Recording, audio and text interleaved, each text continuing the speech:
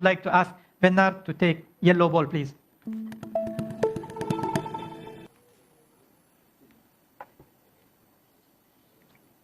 Indonesia. Yes, Alhamdulillah. Ya elah, mudah banget. Hasil drawing AFC Nation League, Timnas Indonesia masuk grup mudah.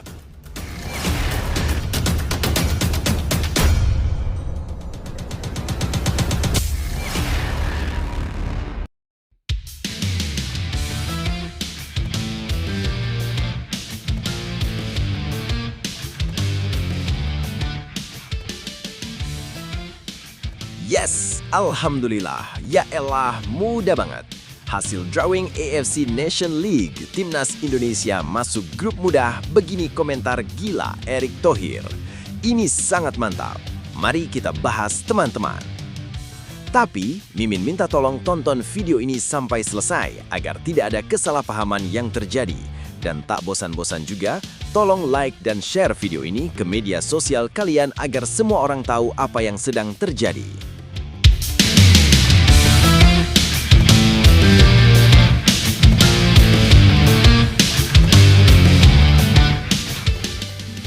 Sebelumnya diberitakan, nama John Herdman mendadak jadi pusat perhatian publik sepak bola nasional setelah media asing mengungkap alasan dibalik keputusannya memilih menangani Timnas Indonesia.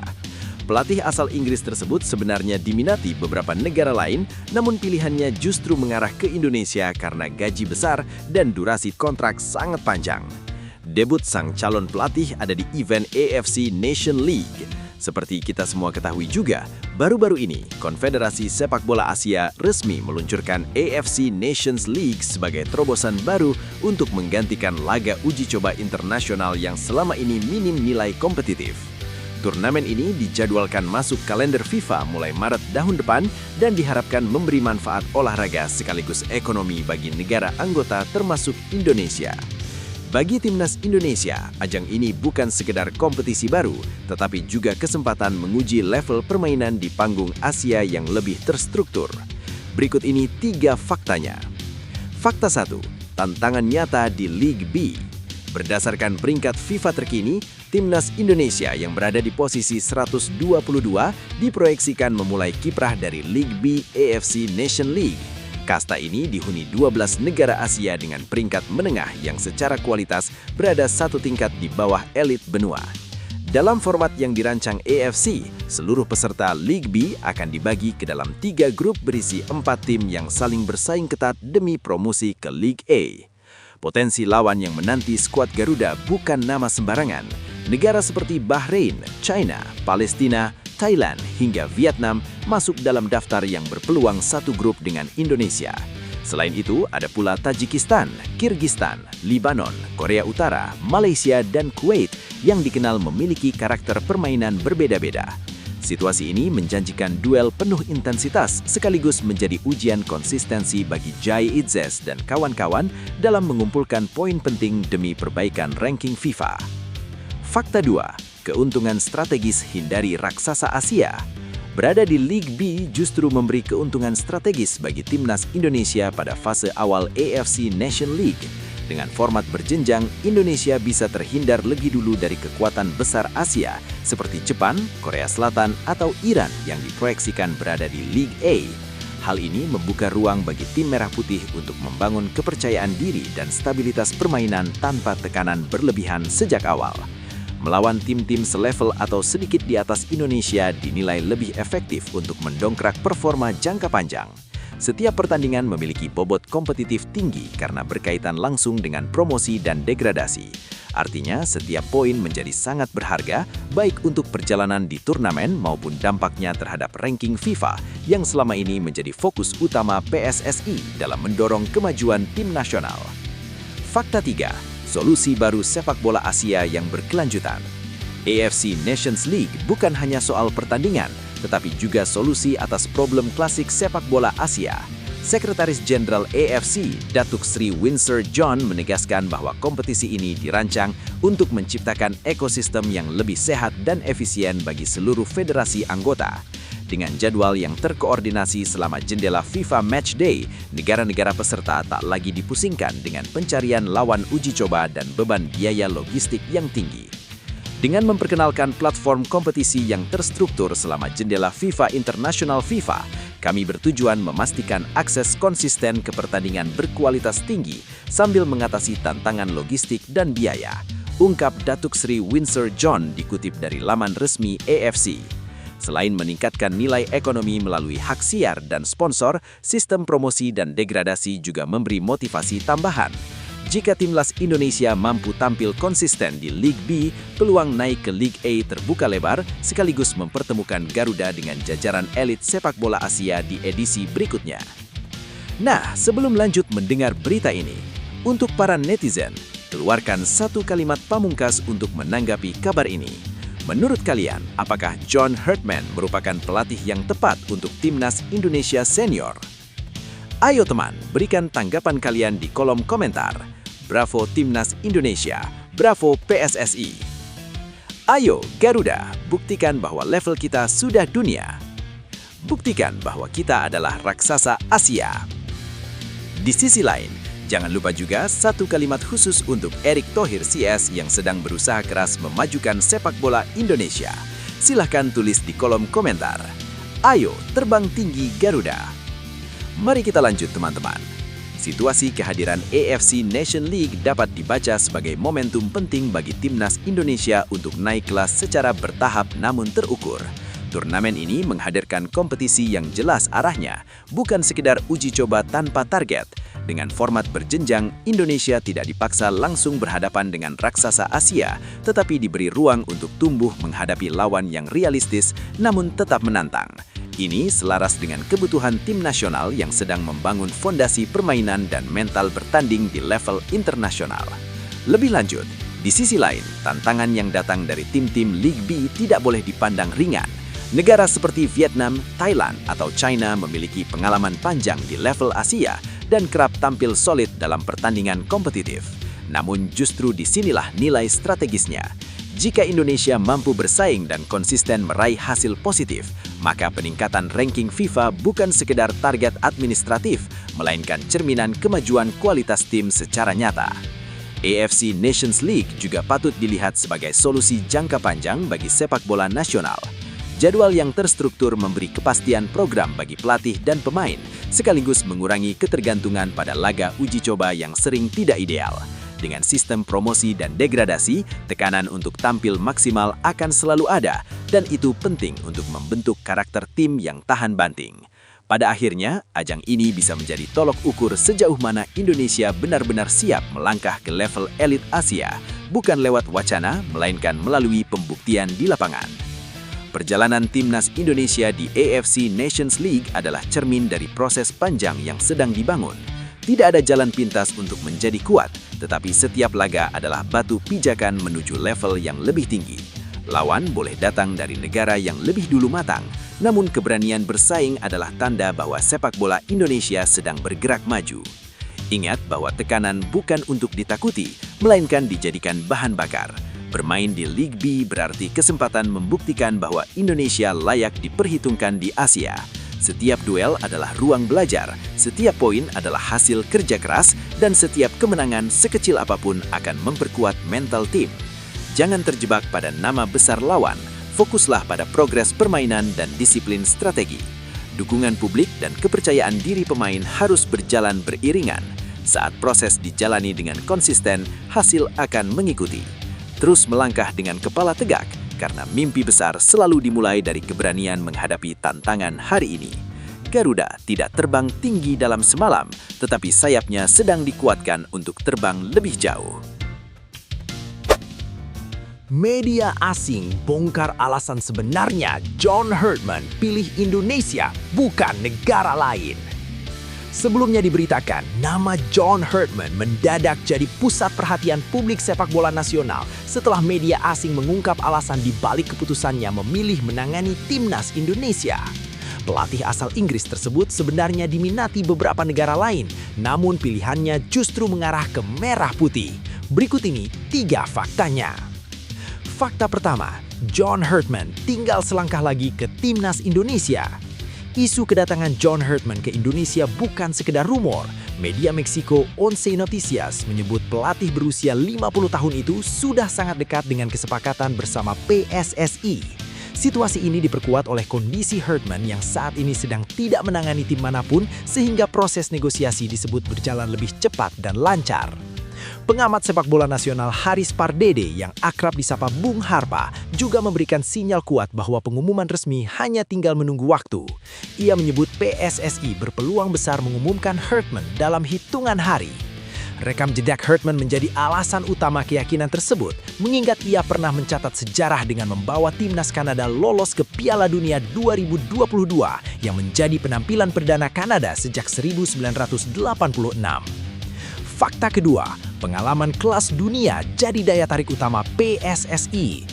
John Herdman bukan nama sembarangan di dunia kepelatihan internasional. Kiprahnya bersama timnas Kanada membuatnya dikenal sebagai pelatih yang piawai membangun tim dari nol hingga mampu bersaing di level tertinggi. Keberhasilannya mengangkat prestasi Kanada membuat banyak federasi melirik jasanya, termasuk Honduras. Namun PSSI melihat Herdman sebagai figur yang tepat untuk proyek jangka panjang timnas Indonesia. Karakter sepak bola Indonesia yang sedang dalam fase pembangunan dinilai cocok dengan pendekatan Herdman yang menekankan fondasi kuat, disiplin, dan mental bertanding. Faktor inilah yang membuat PSSI bergerak cepat agar tidak kalah bersaing dengan negara lain yang juga mengincarnya. Fakta ketiga, kontrak panjang dan gaji besar jadi penentu pilihan. Media Once Noticias secara terbuka menyebut faktor finansial sebagai alasan utama John Herdman lebih memilih timnas Indonesia. Ia dikabarkan mendapatkan kontrak jangka panjang yang menjanjikan stabilitas proyek serta keleluasaan membangun tim sesuai visinya. Tawaran ini disebut sulit ditandingi oleh negara lain seperti Honduras. Selain durasi kontrak, media tersebut juga menyoroti besaran gaji yang akan diterima Herdman.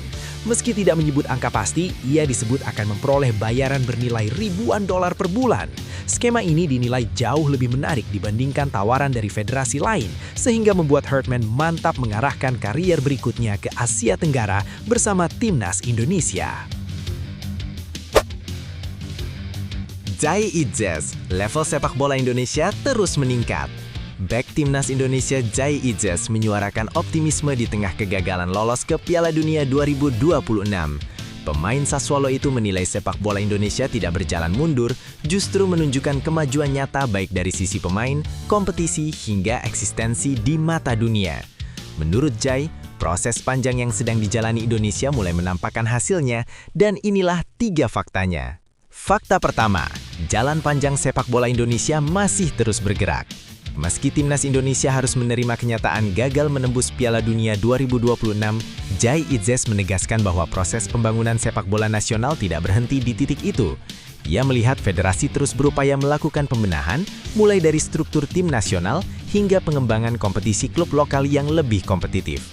Jai menilai kegagalan bukan akhir dari segalanya, justru menjadi momentum evaluasi. Kehadiran pelatih baru serta keseriusan PSSI dalam membangun fondasi jangka panjang menjadi sinyal bahwa sepak bola Indonesia masih berada di jalur perkembangan. Dalam pandangannya, generasi saat ini sedang meletakkan batu pertama untuk masa depan yang lebih kuat. Fakta kedua, pemain Indonesia makin banyak naik level ke luar negeri. Perkembangan paling terasa menurut Jai Itzes adalah meningkatnya jumlah pemain Indonesia yang berani dan mampu bersaing di luar negeri. Ia menyebut fenomena ini sebagai indikator penting bahwa kualitas pemain lokal mulai diakui di level internasional. Nama Marcelino Ferdinand yang berkembang bersama AS Trenčín di Slovakia, serta Ramadan Sananta yang tampil konsisten bersama Brunei DPMM menjadi contoh konkret. Jai menilai pengalaman bermain di luar negeri akan berdampak langsung pada mental, kualitas, dan pola pikir pemain ketika kembali membela timnas Indonesia.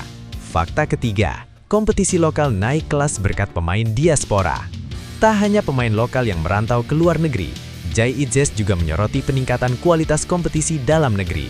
Kehadiran pemain diaspora yang memilih berkarir di Liga Indonesia dinilai memberi efek besar terhadap level persaingan.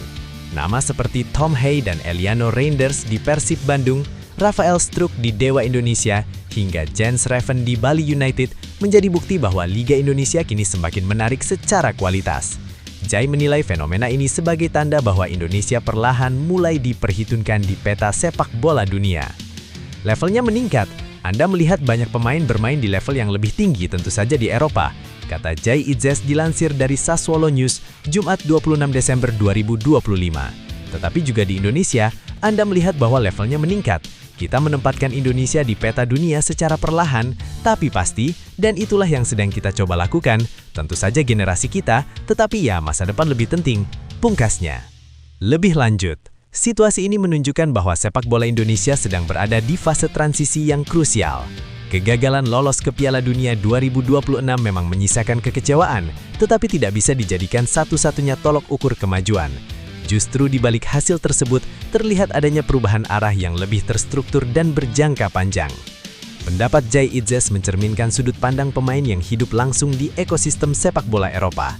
Ketika ia menyebut level Indonesia meningkat, itu bukan sekedar optimisme kosong, melainkan perbandingan nyata dengan standar yang ia temui setiap hari.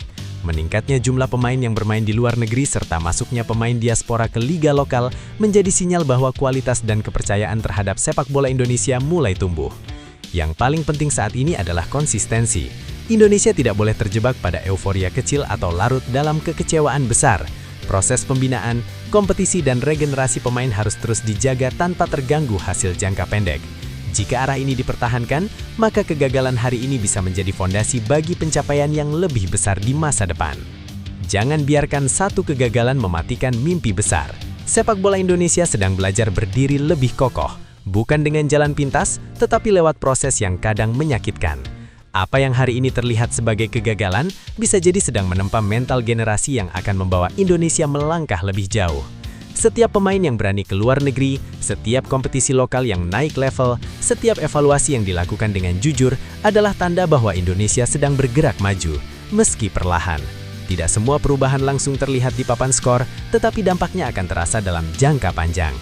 Teruslah percaya pada proses, rawat kesabaran, dan jaga semangat. Sepak bola Indonesia tidak sedang mundur, ia sedang membangun. Dan ketika fondasinya kuat, hasil besar bukan lagi soal jika, melainkan kapan. PSSI akhirnya buka suara soal pengganti Sumarji dan nasib Jordi Cruyff usai John Herdman datang. Sebelumnya diberitakan, PSSI resmi menerima surat pengunduran diri Sumarji dari posisi manajer Timnas Indonesia di tengah momentum besar kedatangan John Herdman sebagai pelatih baru tim Merah Putih. Namun, publik harus bersabar karena federasi belum akan menunjuk pengganti dalam waktu dekat. Di saat bersamaan, muncul pula isu panas soal Jordi Cruyff yang disebut akan hengkang ke Ajax Amsterdam. Berikut ini 3 faktanya. Fakta pertama, PSSI tunda cari manajer timnas, tunggu John Herdman bekerja. Keputusan Sumarji mundur dari jabatan manajer Timnas Indonesia sudah diterima secara resmi oleh PSSI. Meski demikian, federasi tidak ingin terburu-buru menentukan sosok pengganti. Fokus utama saat ini sepenuhnya diarahkan pada proses transisi kepelatihan setelah John Herdman ditunjuk sebagai juru taktik baru tim Merah Putih.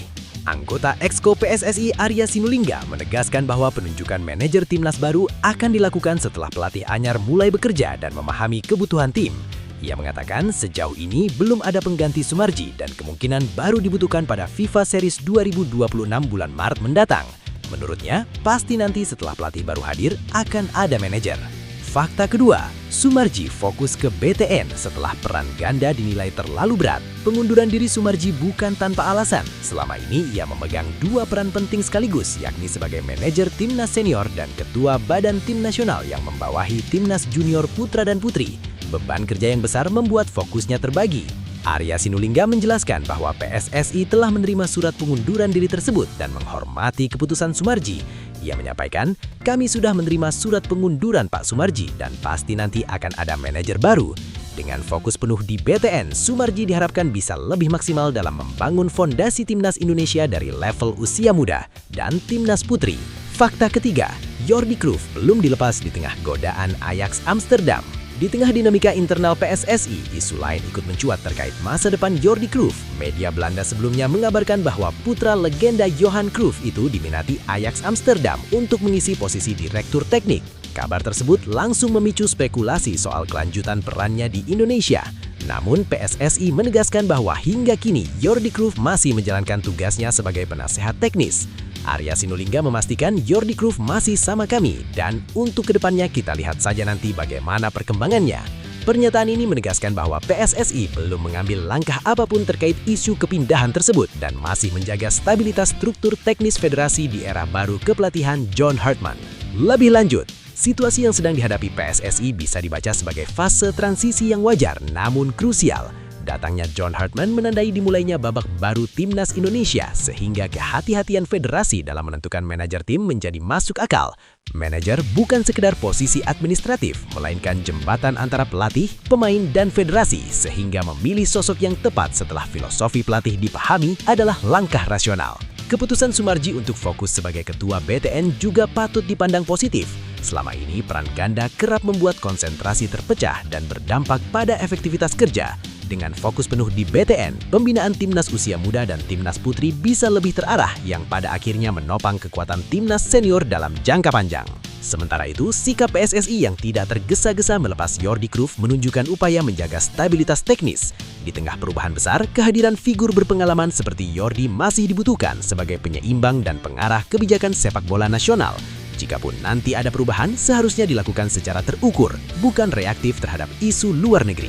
Lebih lanjut, situasi yang sedang dihadapi PSSI bisa dibaca sebagai fase transisi yang wajar namun krusial. Datangnya John Hartman menandai dimulainya babak baru Timnas Indonesia sehingga kehati-hatian federasi dalam menentukan manajer tim menjadi masuk akal.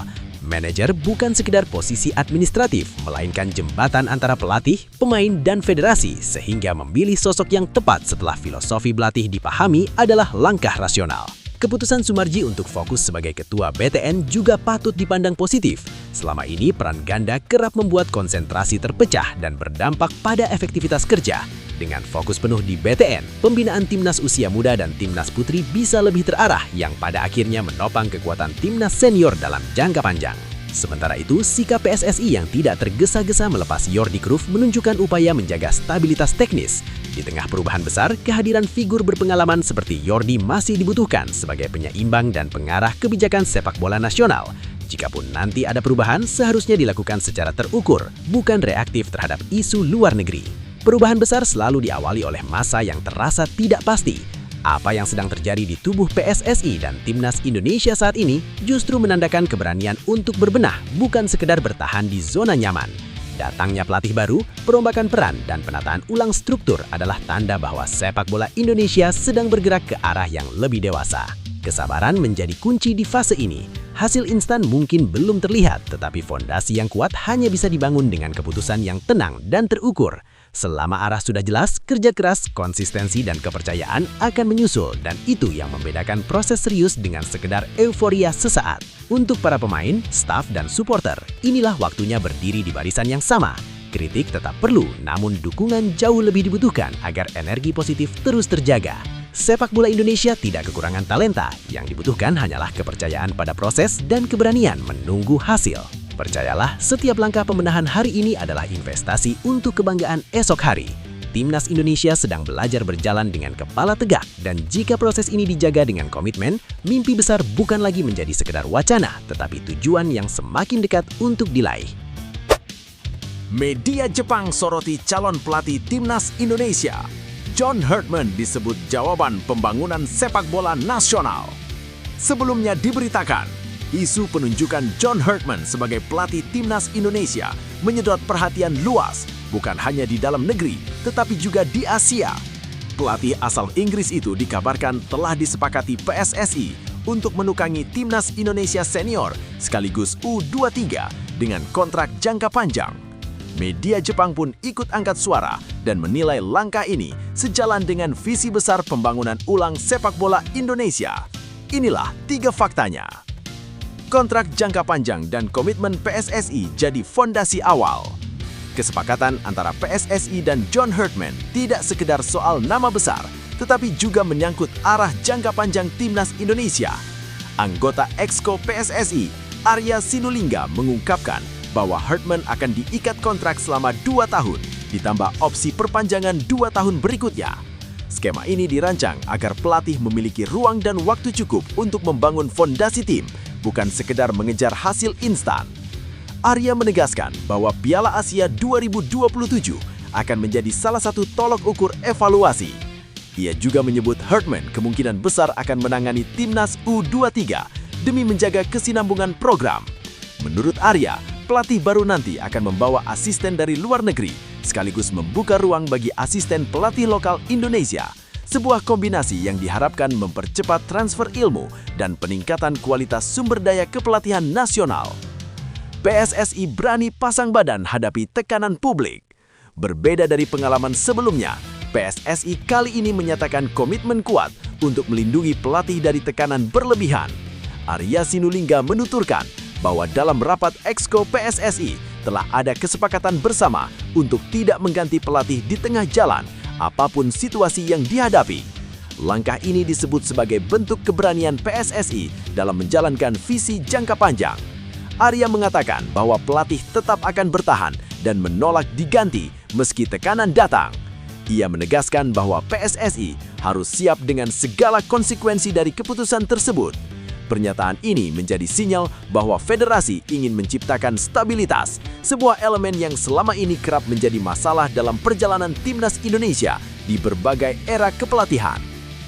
Media Jepang nilai Herdman sebagai sosok yang tepat untuk proyek besar timnas Indonesia.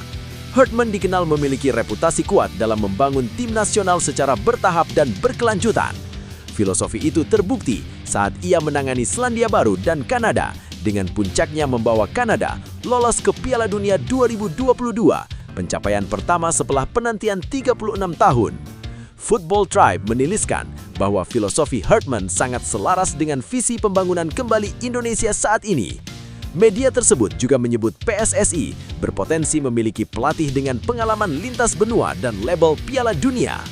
Dalam ulasannya, Football Tribe menyebut bahwa jika ditunjuk, Herdman akan membawa pengalaman langka, rekam jejak kualifikasi Piala Dunia, dan pola pikir pengembangan yang jelas, kualitas yang diharapkan mampu mengantarkan timnas Indonesia memasuki babak transformatif di tingkat regional dan kontinental. Lebih lanjut, situasi yang tengah dihadapi PSSI dengan rencana penunjukan John Herdman bisa dibaca sebagai momen persimpangan penting bagi arah sepak bola nasional. Bukan semata soal siapa pelatihnya, tetapi seberapa konsisten federasi berani memegang rencana besar yang sudah dicanangkan. Ketika PSSI berbicara kontrak jangka panjang dan komitmen tidak mengganti pelatih di tengah jalan, itu menandakan adanya kesadaran bahwa pembangunan tim nasional tidak bisa lagi berjalan dengan logika instan. John Herdman sendiri merepresentasikan pendekatan yang jarang benar-benar dijalankan di Indonesia, yakni membangun sistem, kultur, dan kesinambungan antar level tim nasional. Rekam jejaknya di Kanada menunjukkan bahwa kesabaran dan kepercayaan penuh kepada pelatih bisa berbuah manis, meski hasilnya tidak langsung terlihat dalam waktu singkat. Di titik ini, ekspektasi publik justru menjadi tantangan terbesar karena atmosfer sepak bola Indonesia kerap menuntut kemenangan cepat. Jika PSSI benar-benar konsisten dengan komitmen yang diucapkan, termasuk siap pasang badan saat hasil belum sesuai harapan, maka penunjukan Herdman berpotensi menjadi tonggak perubahan. Namun jika komitmen itu goyah di tengah tekanan publik dan media, situasinya akan kembali mengulang siklus lama. Pada akhirnya, keputusan ini akan diuji bukan oleh janji di awal, melainkan oleh keteguhan PSSI menjaga arah pembangunan tim nasional dalam jangka panjang. Situasi ini seharusnya menjadi pengingat bahwa perubahan besar tidak pernah lahir dari jalan yang nyaman. Membangun timnas Indonesia ke level yang lebih tinggi memang menuntut kesabaran, keberanian, dan kepercayaan pada proses. Tidak semua hasil bisa datang cepat, tetapi setiap langkah yang konsisten akan membentuk fondasi yang lebih kokoh dibanding sekedar euforia sesaat. Bagi PSSI, ini adalah momentum untuk membuktikan bahwa sepak bola Indonesia sudah siap naik kelas, bukan hanya dalam permainan di lapangan, tetapi juga dalam cara mengambil keputusan. Keberanian mempertahankan visi di tengah tekanan publik adalah ujian kedewasaan sebuah federasi. Ketika proses dijaga dengan jujur dan profesional, hasil akan mengikuti pada waktunya. Untuk para pemain dan pendukung, percayalah bahwa kerja keras yang terarah tidak akan sia-sia. Dukungan yang dewasa, kritik yang membangun, dan kesabaran menunggu proses akan menjadi energi besar bagi tim nasional. Jika semua elemen berjalan seiring, bukan tidak mungkin perjalanan panjang ini akan berakhir pada kebanggaan yang selama ini dinantikan.